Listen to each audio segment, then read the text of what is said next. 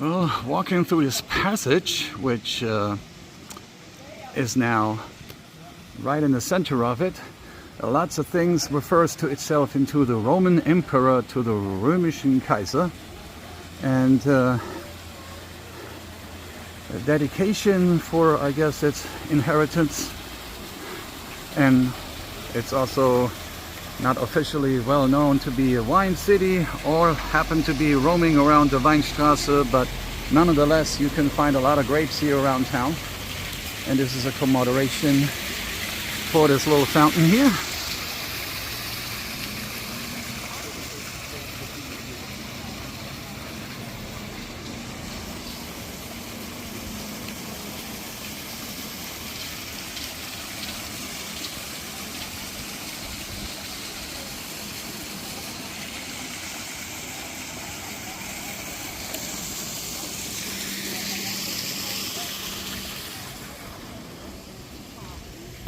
Okay, taking us out to the pedestrian area. We got the Kammerstraße and we got this unique little market square area in Worms over here, where I'm gonna take us into a closer shot.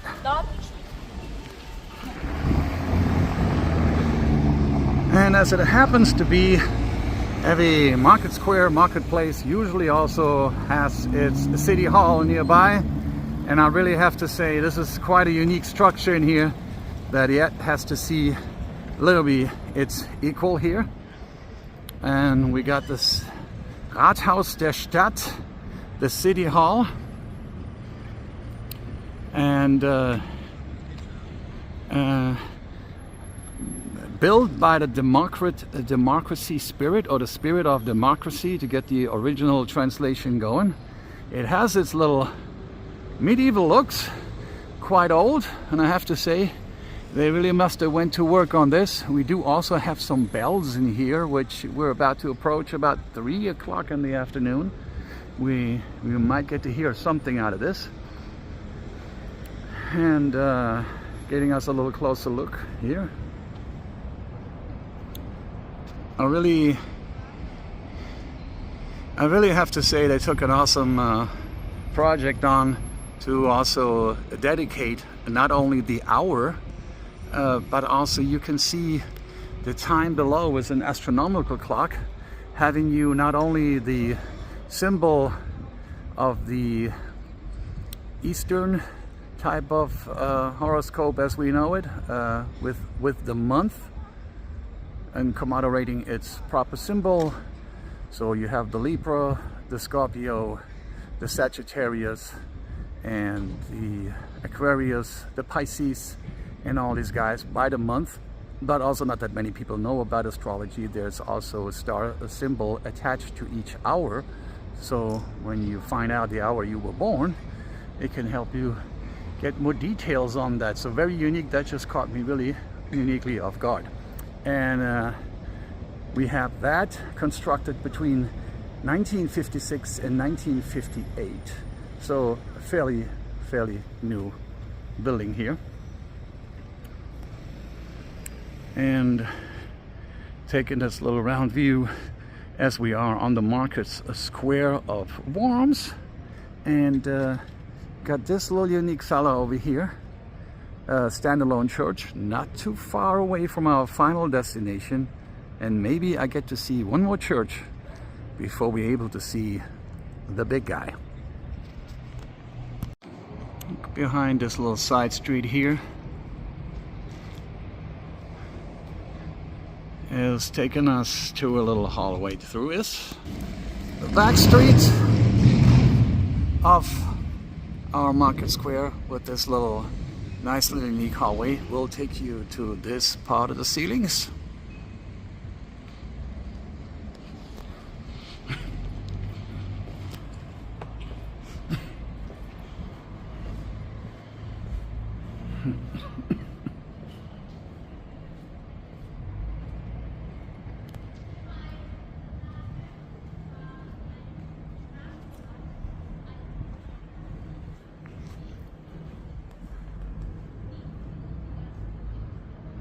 And it takes you back again into this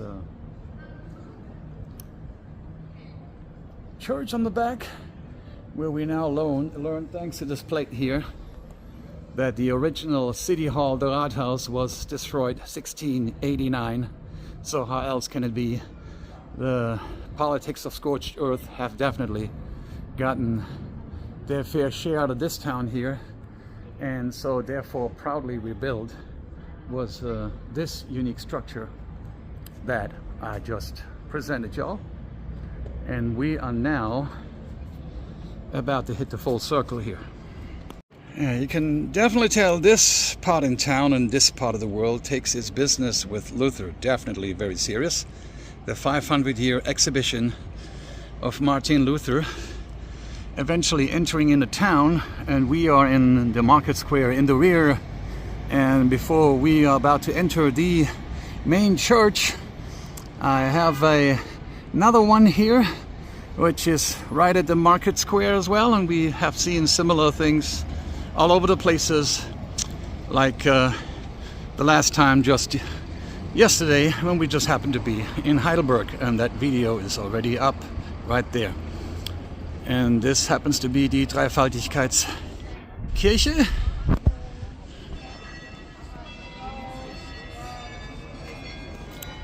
Which we happen to be so lucky to standing right underneath the bells.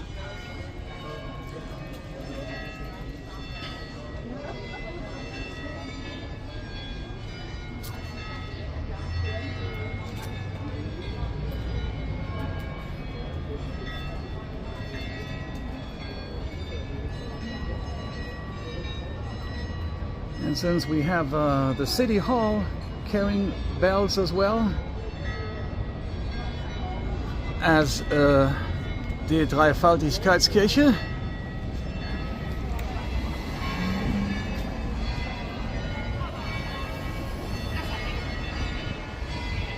we probably assume that this is the Dreifaltigkeitskirche bringing us this little nice music.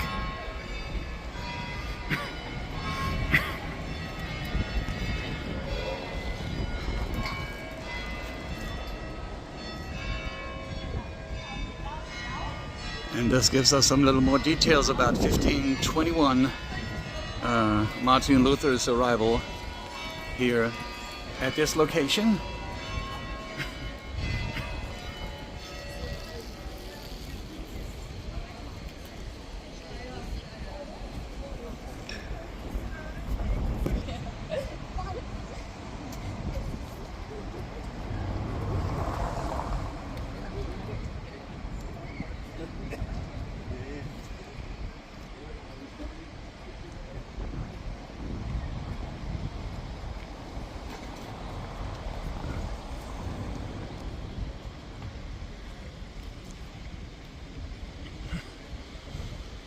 And another verse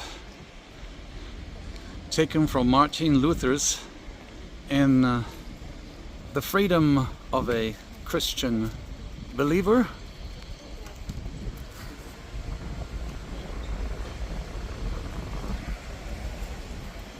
Okay, with a little bit details will come up on the screen later on, but in 1709 this was the foundation stone being laid to become eventually this church here. And at one point in time this was the location of the former, now well, Prunkrat houses, so probably the former city hall, and it was completely destroyed in 1689, the famous War of the Succession, as we can only say that during this time the French didn't leave us hardly anything of anything. And yeah, very sadly to see. So this is now dating its originally time for 1709, and we'll see, we'll be able to get in. So we did get in. You got us Luther to the left, Luther to the right.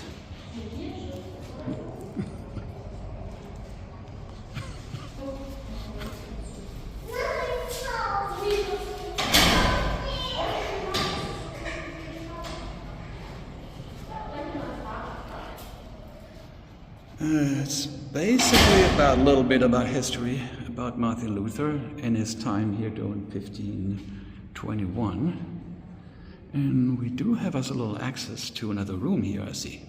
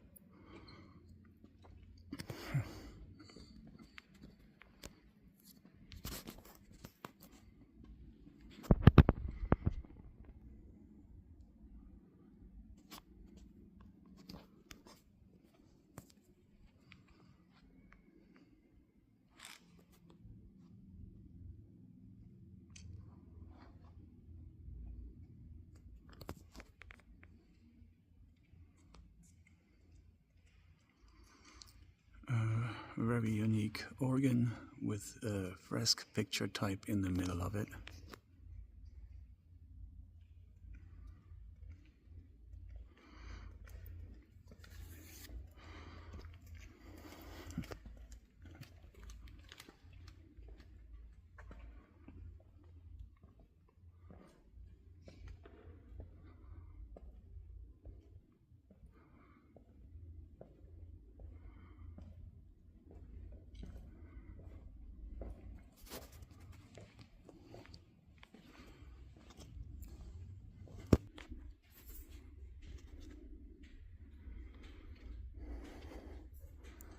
Yeah, this church has seen its fair share of some destruction. And unfortunately the burned out ruins of the church. Unfortunately it got beat up pretty bad during World War II.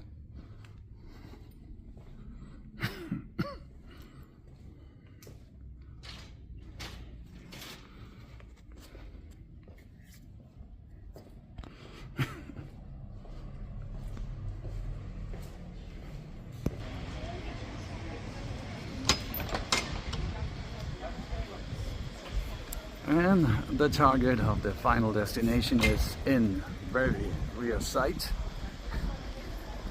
giving us another look at this very unique fountain here.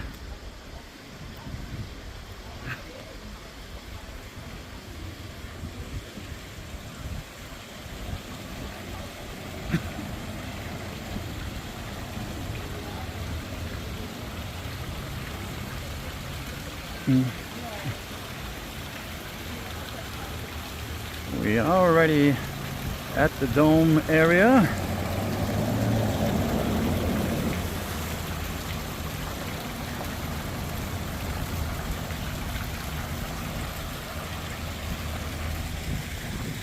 You have another historical plate, and this happens to be the center point of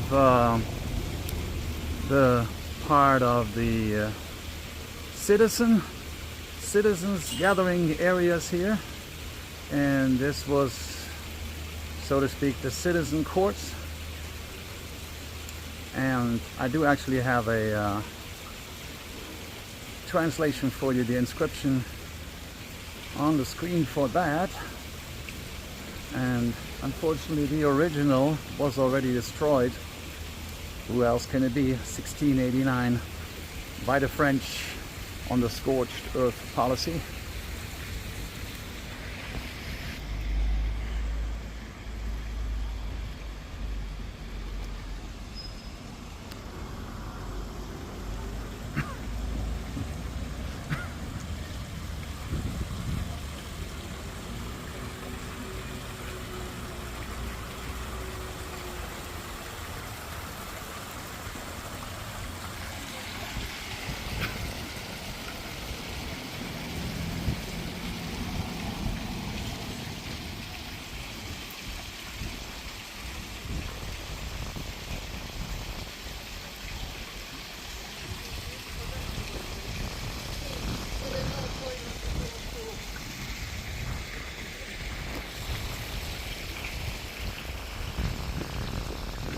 And there it is, the city symbol not only of this town, but for the entire religion itself of Protestantism, and the religion in its own kind, as a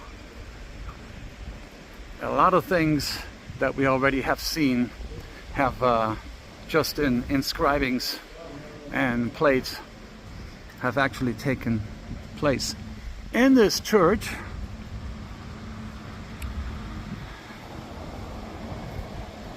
And as it happened to be, like so many of them, there is some restoration project going on. The church itself, or the dome, had seen many attempts, and it's so unique the way it was constructed.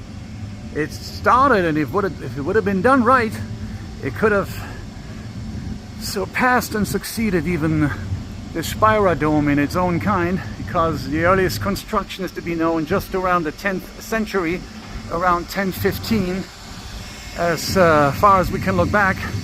But unfortunately there were a few mishaps that led to a few downfalls and collapses. So it was reconstructed and deconstructed, and finally somewhere in the 11th century, from 1115 on up to around the 1160s, 1187 I believe was the time we have now at the earliest for the fully finishing process of the church we kind of see today. But also again there were some finer adjustments and modifications, of course, that had been taking place. On this square we do have this little unique building here on the right with some very royal inscriptions there. Well, on this part we also have this very unique fountain, giving us one more direct hit to this Dreifaltigkeitskirche that we've just visited, with this unique history from Martin Luther at the little room, which is probably too much altogether to translate, but it had the entire biography from Karl V to Martin Luther. And here as well we are able to see some inscriptions that might help us out. So this is now known to be the Bischofshof. Again, we are on location around here is the circle. So this was at one point in time totally enclosed. Now just a little bit, part of the remaining cathedral part.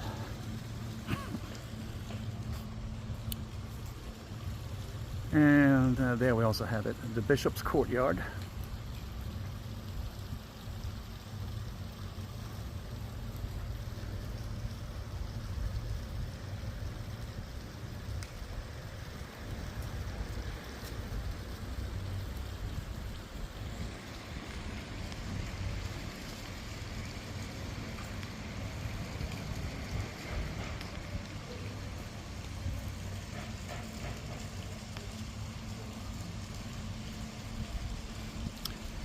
So according to our drawings, this would have been an enclosed, encircled kind of an area, and this is how it would have looked in 1521. So in here there would have been more houses, more buildings, and probably be more of a wall circling around the whole courtyard around our cathedral. The building to the right looks like it has now been commercialized in commercial businesses of some lawyers. So if you happen to be around here and you're in need of such a that, you would probably know where to find them.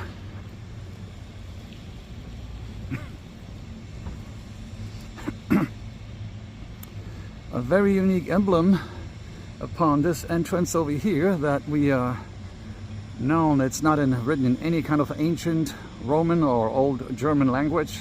Seems to be rather modern.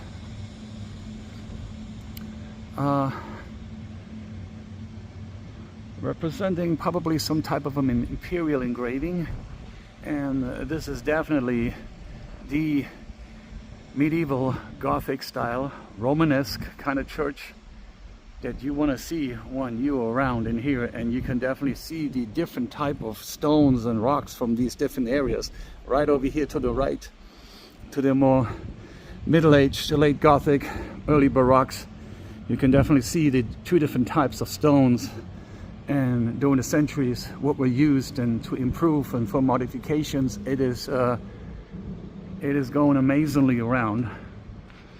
And not to mention here, while I'm passing by, this little Schlossgasse, this little palace row.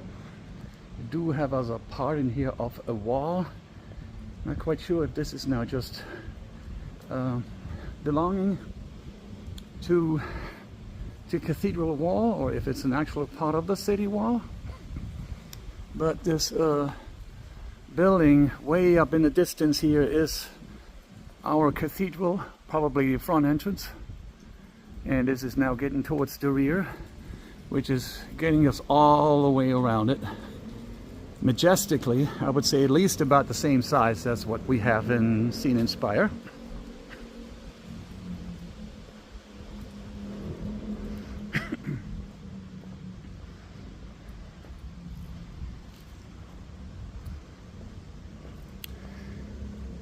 And at this moment in time, I really have to say we got this whole thing nicely to ourselves. Off closed, enclosed kind of an area there.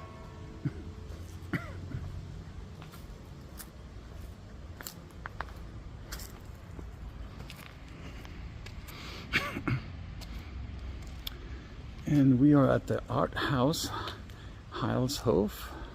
So we are again getting somewhat of an idea where we are at in the original location. This is again a part of the Bishop's Courtyard.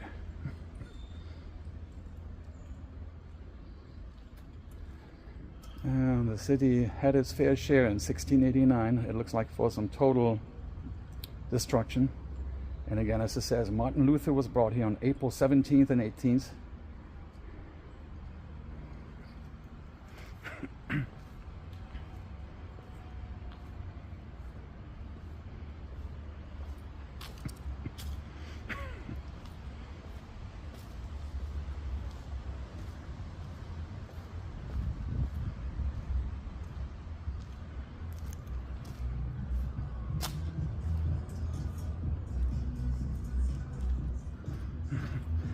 And we do come across some little medieval crests.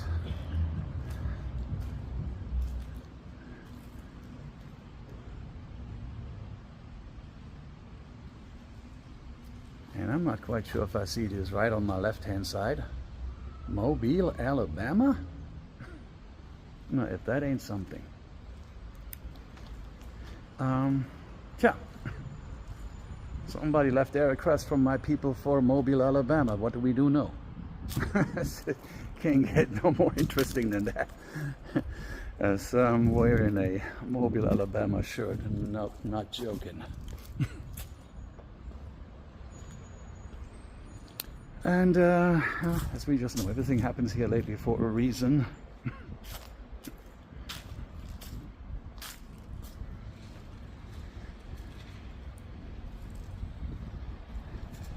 Oh, this gives us an amazing view of the dome directly from the rear. And this is just about as majestic as we're probably going to get this whole thing. It looks like we do have some windows on top there. I'm not quite sure if there's even a way to walk around there, but windows usually means towers, and towers mean steps, so obviously they had maybe some majestic sights. Originally this place was built on the highest spot of the city to avoid the trouble with the high waters. We do continue at this area in just a moment, and we're just taking us a little look around this little parky, grassy area.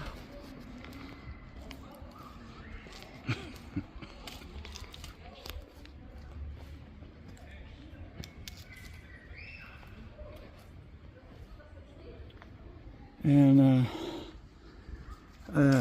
some of the sculptures so old, if they contain any inscriptions here, this will push it to the limits. And we do have as a memorial from Otto from Bismarck.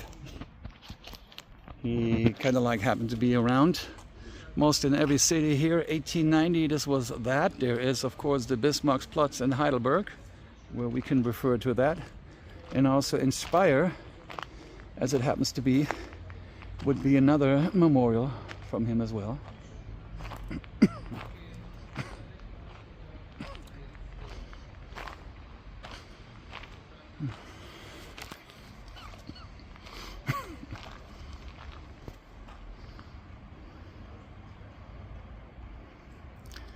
And this probably could be part of the court area. If I get this right, we do have all these names eventually related to our dome, to our cathedral here in Worms. We have from the year 600 to the year 1000, there were 20 kings and emperors that held court in this location.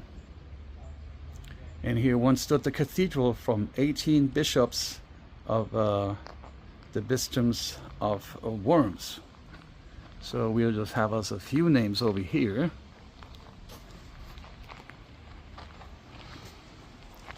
Surrounded again by very amazing, beautiful, dedicated garden works.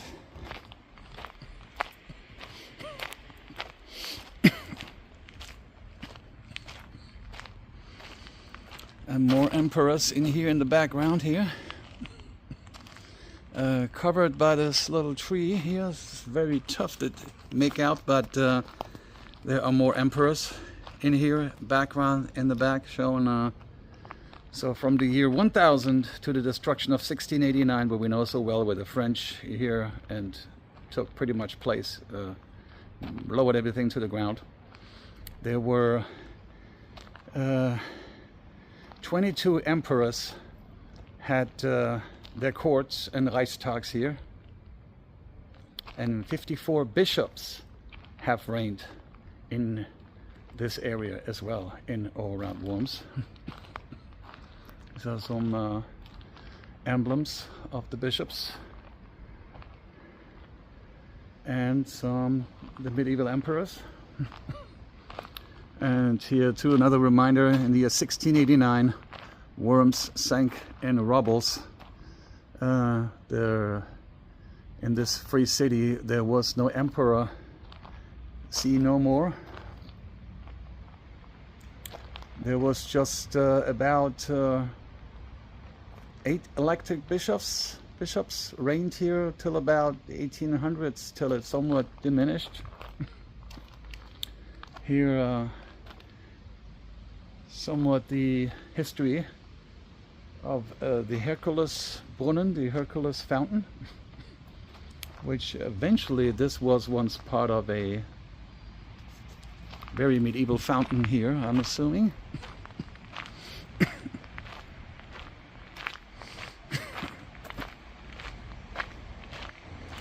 And yeah, so it has something to do a little bit, reminds me of our Paradeplatz or the water tower.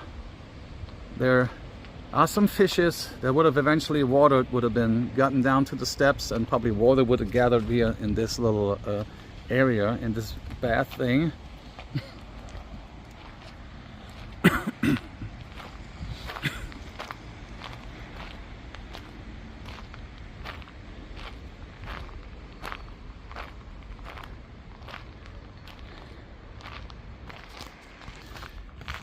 And it's just full of some memorial statues here.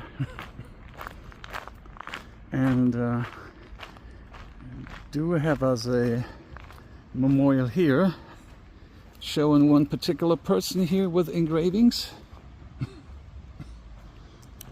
A memorial about Johann Nikolaus Goetz. So eventually a writer, poet, and could have been somewhat of an honorary citizen, if I get this right. So now we have to see in Europe, particularly in Germany, the days are coming first.